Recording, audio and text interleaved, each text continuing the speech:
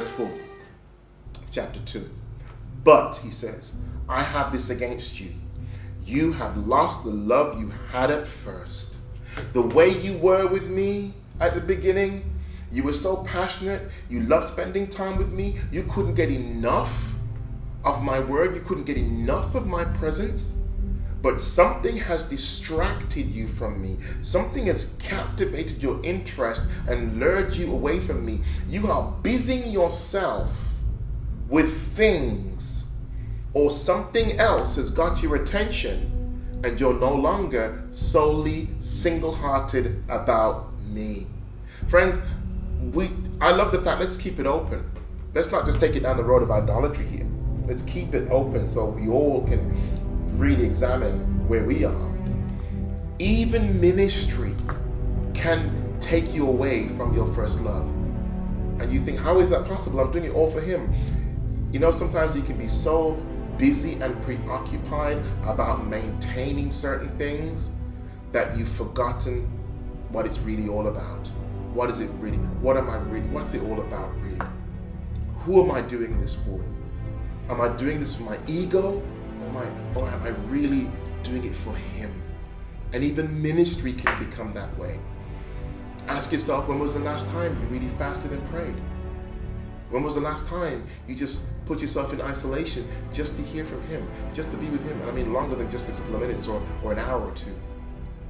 When was the last time you really presented yourself before him, just like a child, just to be at his feet? Not looking for a word, for a message to preach to somebody, but just looking to hear from him for yourself. Just to ensure that we're still good, we're still close and tight. Yeshua says to the church of Ephesus, you've forgotten your first love.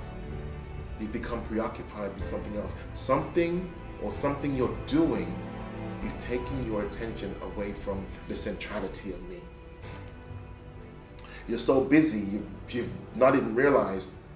You're so caught up, and you've left me behind.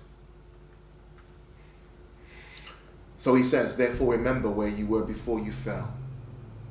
And he lets them know that this thing isn't just a small little thing. This is not just a preoccupation, because the next word tells us what it is.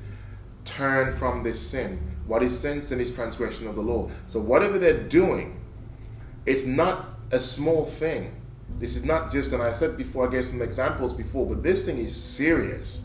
This thing is a transgression against the law. You are breaking Yahweh's Torah. So whatever it is, it's listed in the commandments.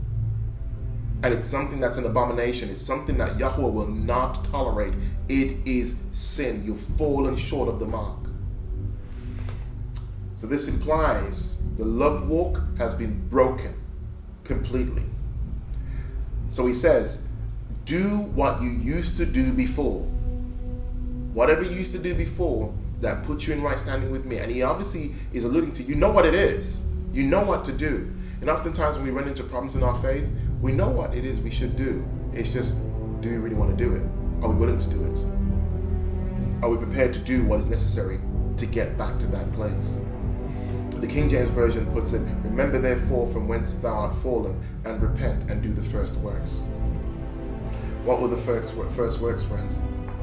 Think of it. What were the first works? When we look in our Bible and we look at Exodus chapter 20 and we take a look at the commandments, what is the first commandment that Yahweh says that we should keep? Chapter 20, then Yahweh said all these words, Aleph, I am Yahweh your Elohim, who brought you out of the land of Egypt, out of the land of slavery. Aleph Beit, you are to have no other gods before me. The first works. So whatever this sin is, the first works of the 10 commandments, the 10 words, the 10 devar, is you shall have no other Elohims before me. Whatever you put before Yahweh, or whatever you put before your Elohim, becomes your Elohim. Whatever you put before God becomes your God.